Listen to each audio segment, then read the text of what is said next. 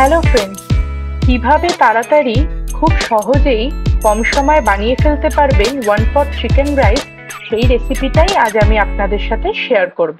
এখানে প্রথমে দুটো আলুকে 8 টুকরো কেটে নিয়েছি, তারপর দুটো মিডিয়াম সাইজ পেঁয়াজকে ঝিরিঝিরি করে কেটে নিয়েছি, আর নিয়েছি কিছু কাঁচা লঙ্কা, একটা রসুন আর 1 টুকরো আদা। গোটা মশলার জন্য এখানে আমি ব্যবহার করেছি একটা তেজপাতা, একটা বড় এলাচ, 4টে সবুজ এলাচ, কিছু লবঙ্গ, গোলমরিচ, দুটো শুকনো লঙ্কা, 1 টুকরো দারচিনি আর কিছু জয়িত্রী।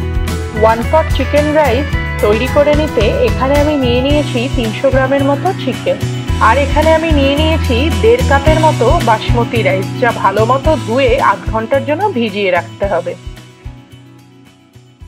এবার কড়াই গরম করে এখানে আমি 4 টেবিল স্পুন সরষের তেল দিয়ে নিয়েছি, তার মধ্যে আমি একে একে সব গোটা গরম মশলাগুলো দিয়ে নিচ্ছি। মশলাগুলো ভালো মতো ভাজা হয়ে গেলে এতে দিয়ে নেব কেটে রাখা পেঁয়াজটা, তারপর ভালো মতো পেঁয়াজটাকে লালচে করে ভেজে নিতে হবে।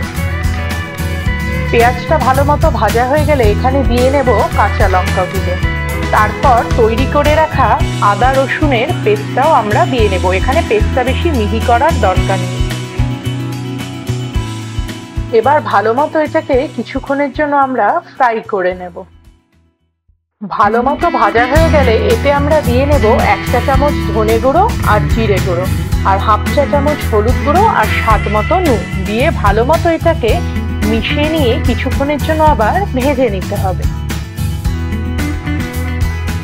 মশলাটা ভাজা হয়ে গেলে এতে আমরা দিয়ে নেব চিকেনগুলো, দিয়ে ভালো মতো নেড়ে চেড়ে নিতে হবে।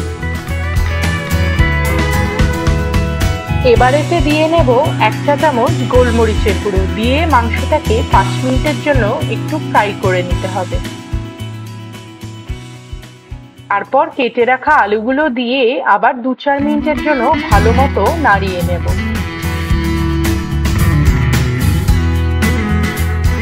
এবার এতে দিয়ে নেব আগে থেকেই ফেটিয়ে রাখা 3 টেবিল স্পুন টক দই, যা আমি 1/2 টিস্পুন চিনি দিয়ে ফেটিয়ে রেখেছিলাম। দইটা যদি খুব টক না হয় তাহলে চিনি দেওয়ার কোনো প্রয়োজন নেই।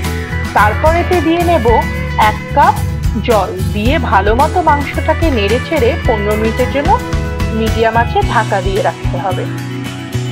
মাংসটা ভালো মতো কষানো হয়ে গেলে এখানে আগে থেকে ভিজিয়ে রাখা চালটা দিয়ে নেব।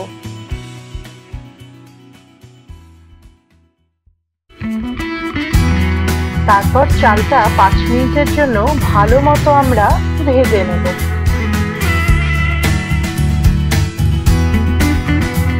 ভেজে নেওয়া হয়ে গেলে এতে আমরা দিয়ে নেব 2 কাপ গরম জল। ভালো মতো নাড়িয়ে নিয়ে এতে দিয়ে নেব 1 টিস্পুন কেওড়া জল, দিয়ে ভালো মতো মিশিয়ে নিয়ে এটাকে ঢেকে 15 মিনিটের জন্য লো টু মিডিয়াম ফ্লেমে রেখে দিতে হবে।